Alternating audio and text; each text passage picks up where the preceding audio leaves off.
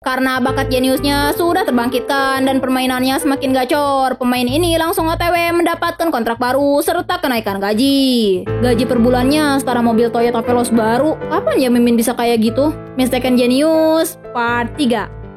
Saat itu di lapangan, kiper Empoli terlihat sangat khawatir melihat laju permainan pemain lawan nomor 20 itu. Meski rekan-rekannya mencoba untuk menghentikan pemain itu, dia dengan mudah menghindarinya. Si kiper itu bahkan bilang untuk menghentikan pemain itu bahkan meski harus melakukan pelanggaran. Meski tendangan dari jarak sejauh itu diragukan masuk, Jian tetap menendang bola itu ke arah gawang. Dan gol! Bola memasuki gawang tim Empoli tanpa permisi.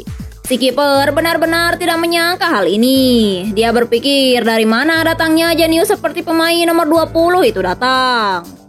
Di bangku penonton, Paulo juga tercengang. Hanya dalam 30 menit setelah pertandingan dimulai, skornya sudah 0-3 dengan Florenz yang memimpin.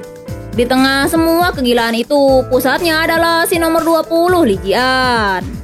Robert bilang gol pertama dicetak dengan menerobos pertahanan lawan sendirian. Gol kedua diberikan melalui asis berkat pandangannya yang luas. Dan gol ketiga barusan dicetak dengan tendangan jarak menengah. Pola permainannya benar-benar beragam.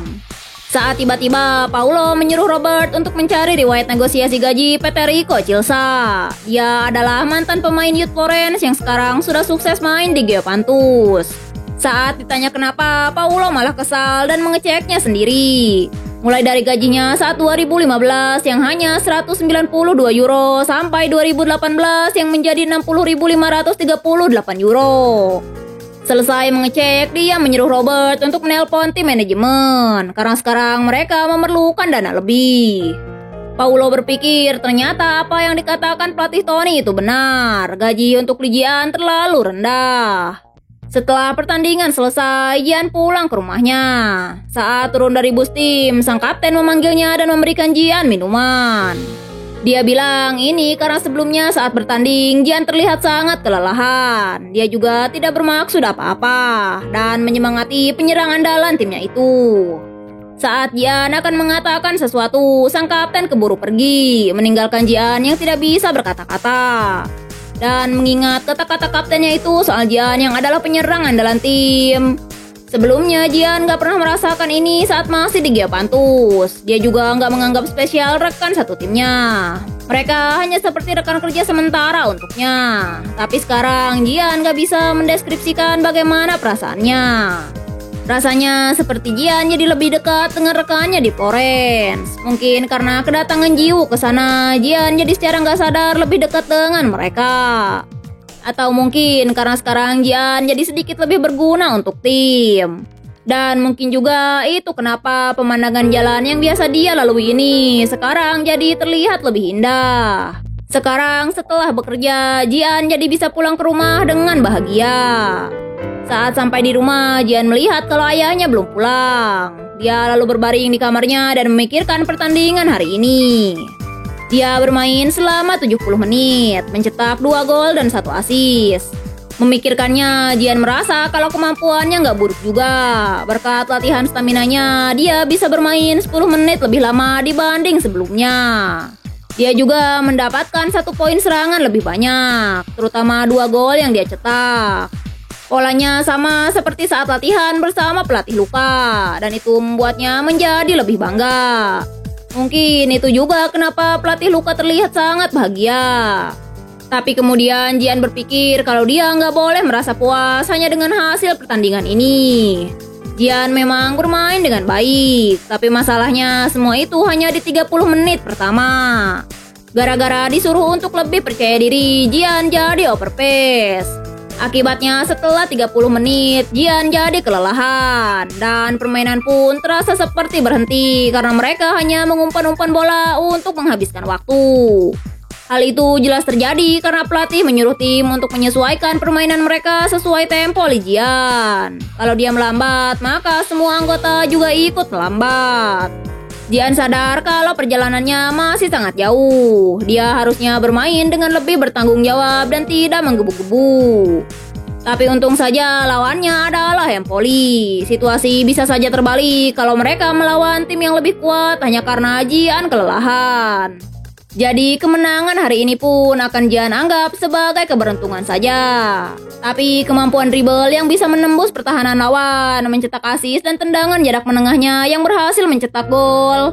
Jian mengakui kalau kemampuan permainannya bukan didapat hanya karena beruntung, tapi karena kerja keras. Jian sudah tidak perlu merasa cemas lagi seperti dulu.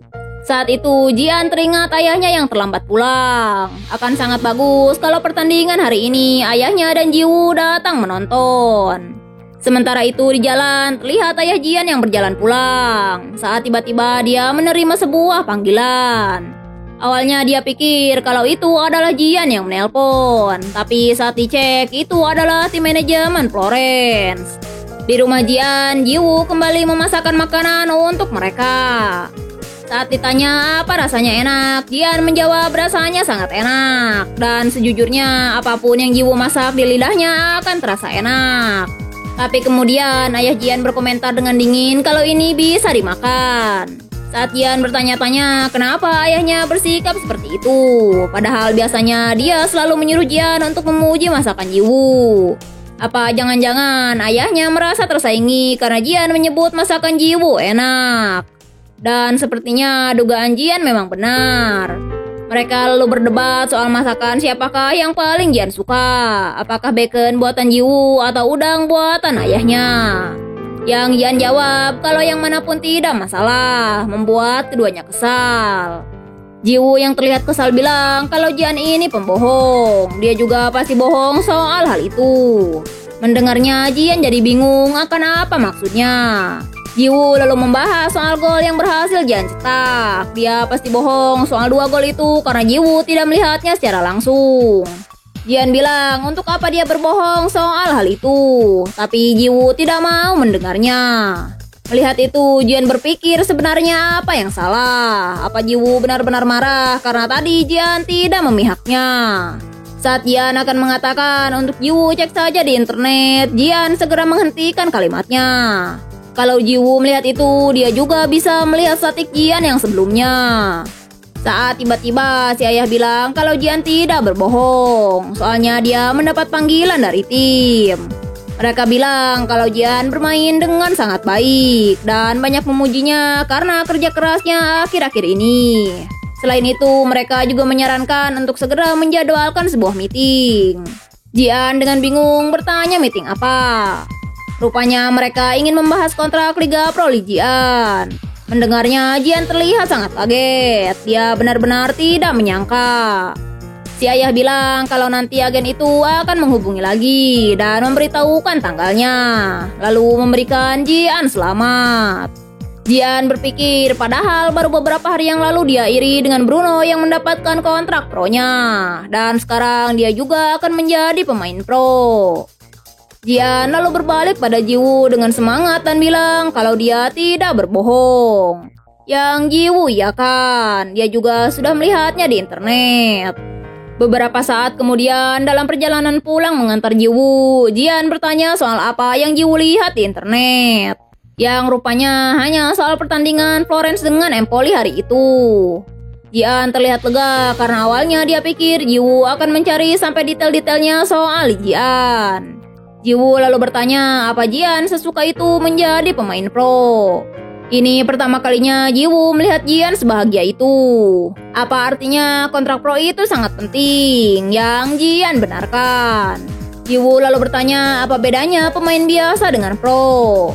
Pertama, debut menjadi pemain pro dan mendapat gaji yang lebih banyak.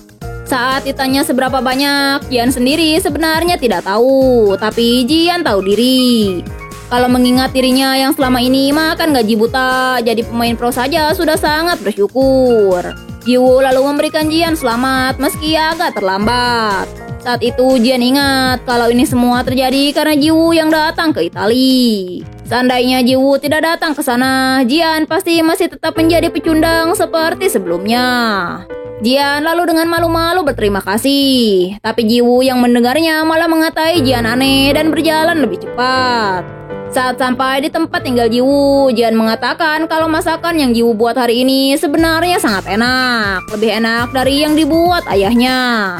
Setelah mengatakan itu, Jian pamit pergi. Saat tiba-tiba Jiwoo memanggilnya dan bilang kalau dia hanya akan membiarkannya sekali ini saja dan kembali ceria seperti sebelumnya. Melihat itu, Jian agak tidak menyangka, padahal dia hanya menduga-duga, tapi ternyata Jiwoo benar-benar marah karena hal itu. Beberapa hari kemudian di kantor tim Florence, terlihat Jian dan ayahnya ditemani oleh seorang agen. Dia bilang kalau negosiasi kontrak kali ini akan dia pastikan untuk disepakati dengan kondisi yang lebih menguntungkan mereka. Si agen terlihat percaya diri. Dia sampai bilang kalau hari ini dia akan menguras uang mereka. Dalam negosiasi, kalau mereka tidak bisa membodohi lawan, maka merekalah yang akan dianggap orang bodoh. Itu adalah hukum dalam negosiasi. Orang ini adalah agen yang membantu Jian dalam mengurus kontraknya sejak dia masih di tim Torino 3 tahun yang lalu, di tim Geopantus dan juga sekarang. Kalau hanya melihat dari penampilannya, dia terlihat seperti orang yang melakukan pekerjaan ilegal. Tapi nyatanya dia adalah pekerja keras dan ahli dalam hal ini. 2 kontrak sebelumnya juga diselesaikan tanpa ada masalah. Jadi kali ini juga pasti nggak akan ada masalah. Mereka lalu masuk menemui Paulo dan Robert yang sudah menunggu.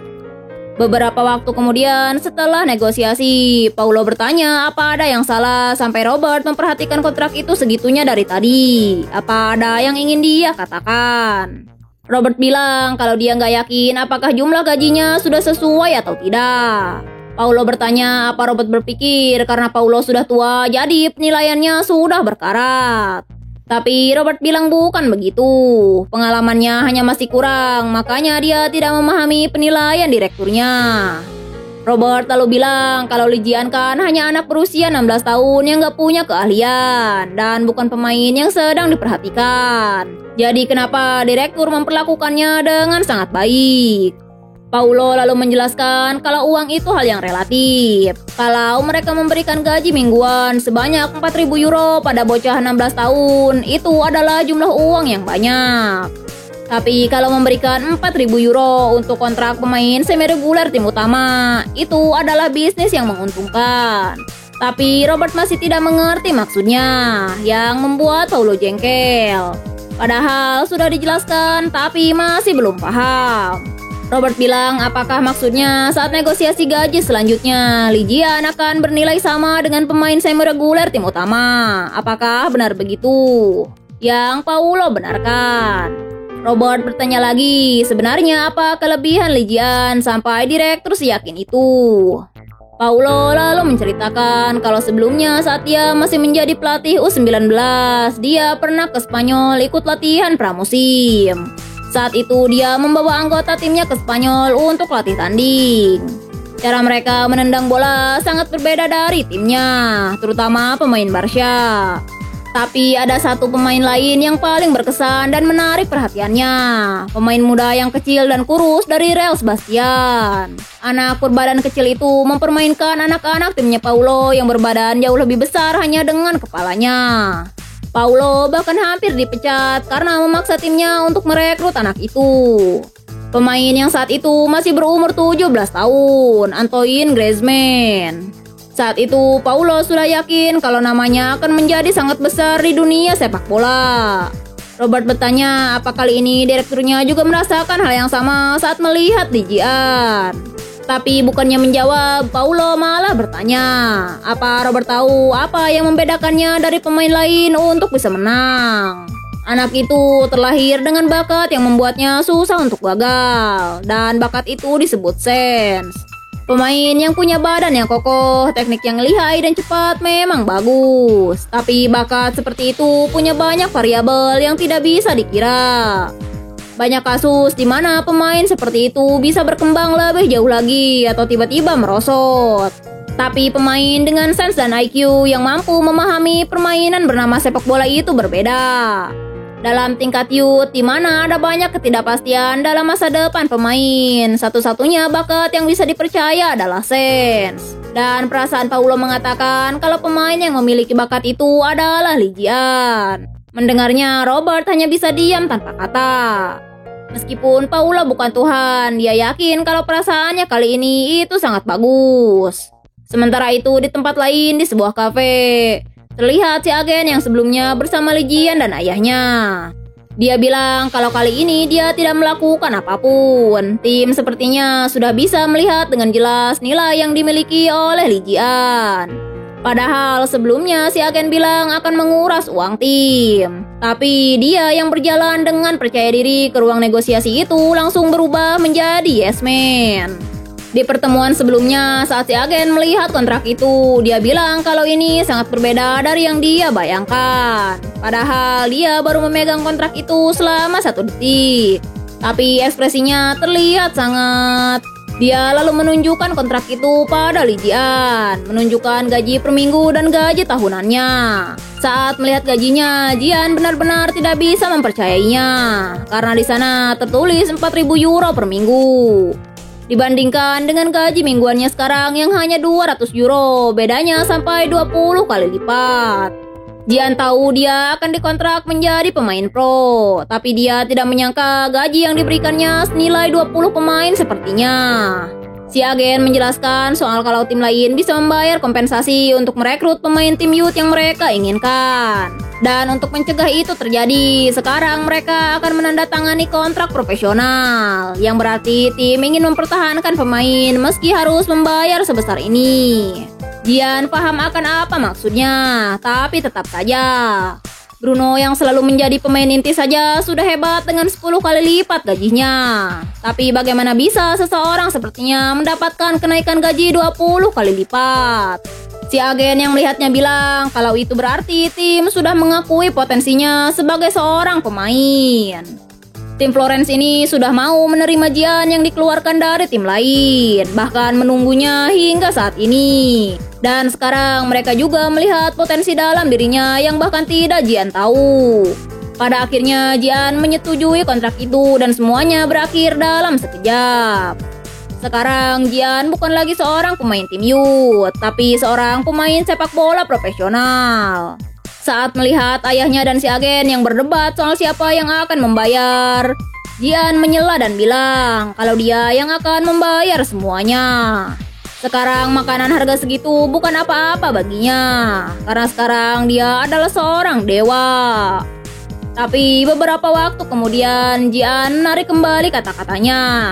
Jian terlihat sangat gugup dan tegang. Beberapa jam sebelumnya, entah kenapa setiap masuk sekolah, Jian selalu merasa gugup sampai mau muntah. Gak ada ingatan yang bisa dibilang bagus selama dia bersekolah. Apalagi saat awal-awal pindah ke luar negeri, isinya hanya kenangan buruk saja. Jian bahkan pernah dibully oleh rekan satu timnya, tapi timnya saat itu juga sama saja tidak merawatnya dengan baik. Intinya gak ada alasan untuknya suka pada tempat bernama sekolah ini. Jian hanya harus bersabar sampai dia lulus. Kalau diingat-ingat lagi, dia juga merahasiakan hal ini dari Jiwoo. Saat tanpa terasa, Jian sudah berjalan sampai di depan kelasnya. Ketika membuka pintu, perhatian semua orang langsung tertuju pada Jian yang membuatnya bingung. Tiba-tiba seorang dari mereka berteriak kalau itu adalah Li Jian, pemain dari tim Florence, dan langsung mengerubuninya. Jian lupa kalau ini adalah Italia, sebuah negara yang hidup dan mati demi sepak bola. Dan entah bagaimana, sekarang Jian malah jadi open sesi tanda tangan untuk teman-temannya. Di sana, tempat anak-anak sering main bersama adalah menonton pertandingan sepak bola. Tapi kalau menonton Liga 1, tiketnya terlalu mahal. Dan anak-anak yang uangnya tidak cukup lebih sering menonton pertandingan Liga Youth. Dan di sanalah mereka mengenal Jian. Saat itu bahkan ada anak perempuan yang baru pertama kali Jian lihat mengajaknya berfoto. Dan yang lebih parah lagi, wanita berdatangan ingin berkenalan dengannya. Jian sampai bingung bagaimana caranya menolak tanpa merasa bersalah. Jian lalu bilang kalau dia tidak punya HP karena sibuk main sepak bola. Jian berpikir kalau sepertinya sekarang kehidupan sekolahnya juga akan jadi berat, meski dengan alasan yang berbeda. Saat jam istirahat siang, terlihat Jian yang kelelahan karena masih harus memberikan tanda tangan. Ketika Jian bangkit dari tempat duduknya, temannya bertanya kemana Jian akan pergi. Yang Jian jelaskan kalau dia izin pulang lebih awal karena harus latihan. Sekarang semuanya memperlakukannya dengan baik, bahkan mendukungnya. Padahal Jian khawatir akan ada anak berandal yang mengganggunya. Tapi untung saja itu tidak terjadi. Saat tiba-tiba Jian teringat kalau hari ini juga hari pertama Jiwoo masuk sekolah barunya. Karena sebelumnya bilang gak punya HP, dia jadi gak mengecek HP-nya sama sekali. Saat dibuka, terdapat beberapa chat dari Jiwoo yang sepertinya menjalani hari pertamanya dengan baik juga. Beberapa hari kemudian, di locker room tim Florence, pelatih bilang kalau pertandingan ini sama saja dengan pertandingan lain. Jadi mereka hanya perlu melakukan yang terbaik seperti biasa. Dia lalu beralih pada Jian dan bilang kalau ini pertama kalinya Jian bermain dalam pertandingan derby. Pertandingan derby itu pertandingan antara dua tim dari kota yang sama, kayak AC Milan sama Inter Milan gitu, Bre. Pelatih Tony bilang untuk Jian jangan takut. Kali ini juga Jian lah yang bertugas membuat keputusan dalam pergerakan tim. Jadi tunjukkan kerja kerasnya selama ini. Mereka lalu bersorak untuk meningkatkan moralitas tim dan berjalan keluar menuju lapangan. Lawan mereka hari ini adalah ACF Bologna. Meskipun mereka ada di peringkat tengah, mereka bukan tim yang bisa diremehkan. Bologna ini merupakan rival dari tim Florence dan persaingan di antara mereka sangat kental. Hingga pertandingan antar dua tim disebut Derby della Pino. Bagi Jian yang baru bermain dalam pertandingan ini, dia tidak terlalu merasakan apa-apa. Dia hanya pernah mendengar saja tentang persaingan ini dari orang lain. Saat ini yang Jian perlu pikirkan adalah cara agar mereka bisa menang. Dia harus membalas kepercayaan rekan-rekan tim yang sudah diberikan padanya. Di bangku penonton sudah ramai meneriakan semangat untuk tim dukungannya. Jian sungguh tidak menyangka suasananya akan sepanas ini. Dan tiba-tiba saja Jian jadi merasa gugup setengah mati. Kalau Jian melakukan kesalahan di pertandingan ini, bukannya membalas kepercayaan, dia bisa-bisa jadi musuh bebuyutan pemain dan penggemar. Jian lalu ingat kalau hari ini Jiwoo juga menonton pertandingannya dan mencarinya di antara para penonton. Jiwoo adalah satu-satunya orang yang akan tetap memihaknya seandainya dia berbuat salah di pertandingan ini. Tapi begitu ditemukan, ekspresi Jiwoo terlihat seakan-akan memperingati awas saja kalau Jian kalah. Oh ya guys, sekarang namanya diganti jadi Fiorentina ya. Dari sononya soalnya jadi dari Florence ke Fiorentina. Jiwoo berpikir kenapa pertandingan hari ini sangat ramai didatangi oleh penonton. Tapi selain itu, kenapa dengan orang itu? Di sisi Jiwoo terlihat teman-teman sekolah Jian dan wanita yang sebelumnya meminta nomor ponsel Jian. Wanita itu bahkan pamer kalau dia sudah berfoto dengan Lee Jian.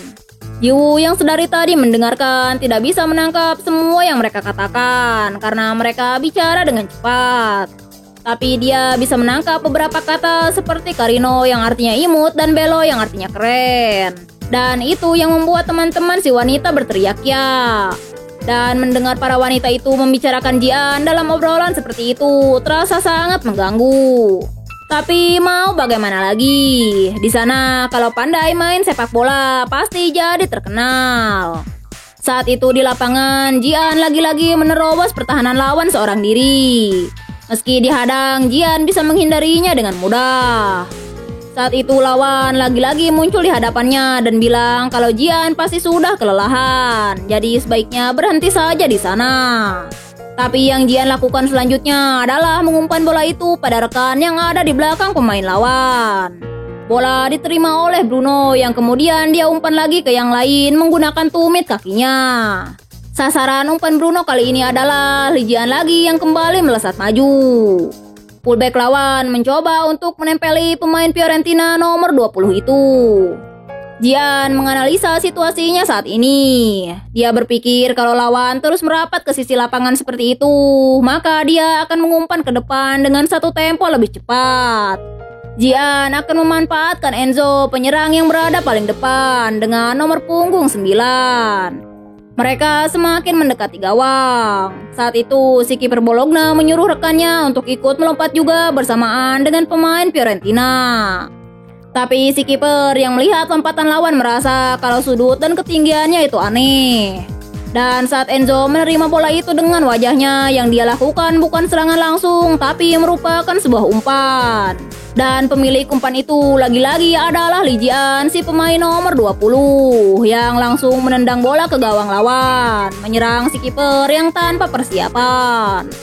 Rekan-rekan Ji-an memujinya kalau hari ini juga Ji-an berterbangan kemana-mana.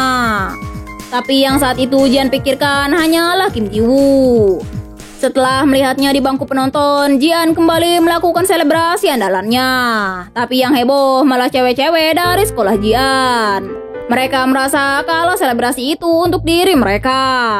Ji-woo yang melihatnya hanya bisa tertawa dalam hati dan bilang kalau selebrasi itu untuk dirinya. Ji-an di lapangan merasa heran dan berpikir ekspresi apalagi yang sekarang Ji-woo lakukan. Ji-an lalu memfokuskan kembali dirinya ke pertandingan. Dia bersyukur bisa mencetak gol lebih dulu di awal pertandingan. Padahal Ji-an khawatir akan membuat kesalahan karena gugup bermain di depan penonton sebanyak ini. Tapi setelah pertandingan dimulai, itu tidak terlalu membebaninya. Malah sebaliknya, dia jadi kepikiran gara-gara melakukan selebrasi barusan. Mungkin itu juga karena Ji-an tidak terlalu girang dengan kontrak pemain pro dan terus berlatih bersama pelatih Luka yang membuatnya tetap tenang. Dia juga melihat teman-teman sekolahnya yang datang menonton. Sepertinya sekarang Ji-an sudah benar-benar banyak berubah.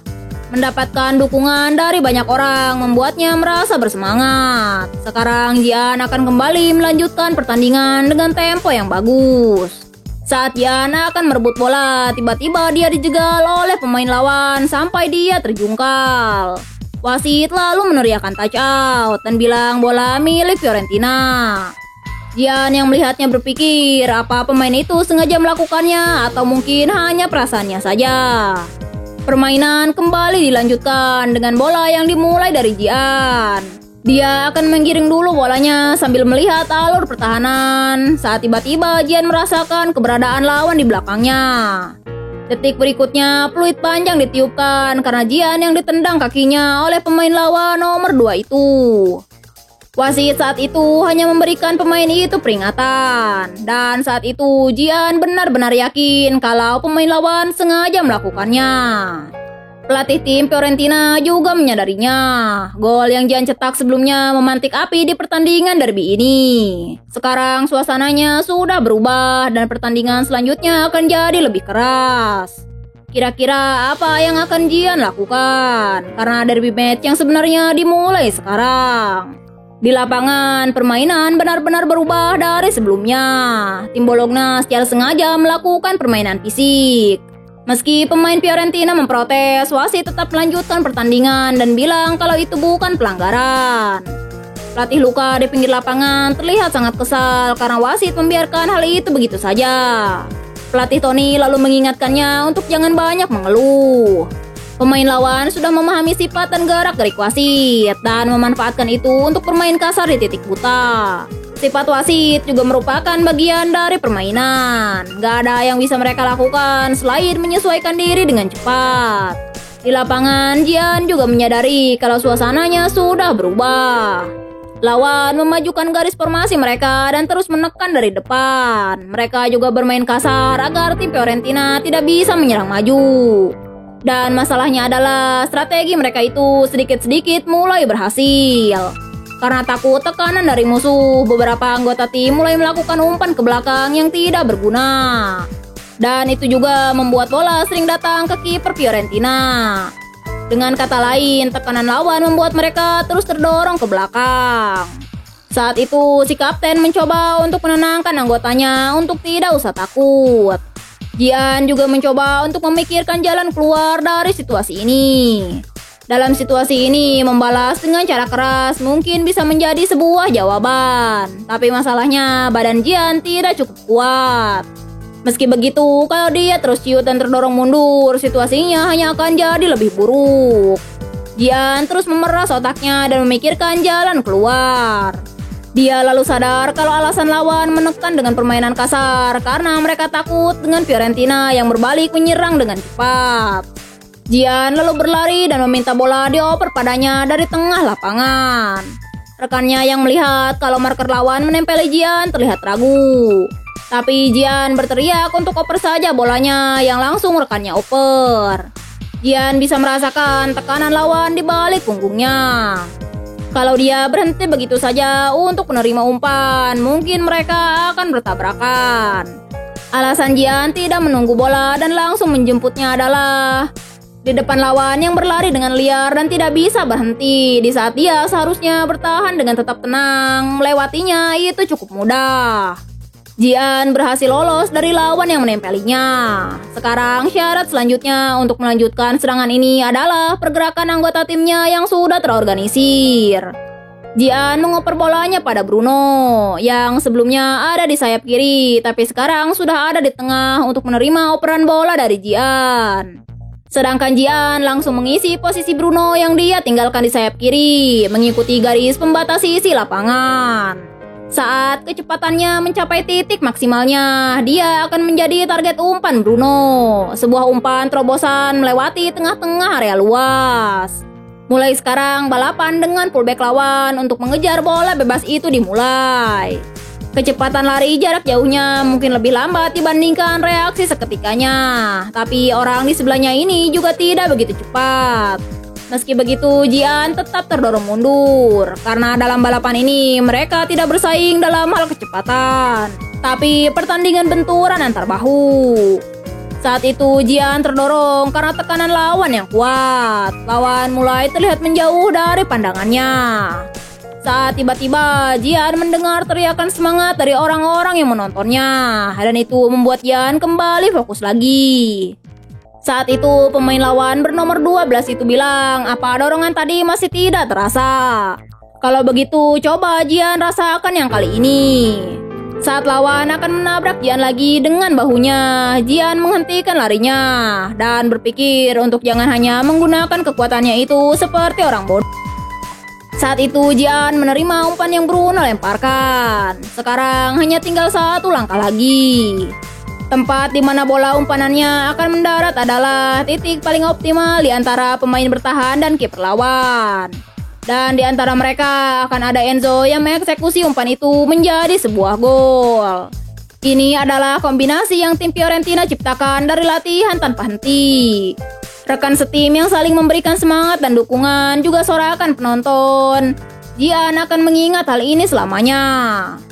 Saat itu di antara penonton terlihat seseorang yang bilang kalau ternyata itu pemain yang bernama Li Jian. Sepertinya dia bocah yang cukup menyenangkan. Orang di sebelahnya bilang untuk sebaiknya mereka pergi dari sana sebelum ada orang yang mengenalinya.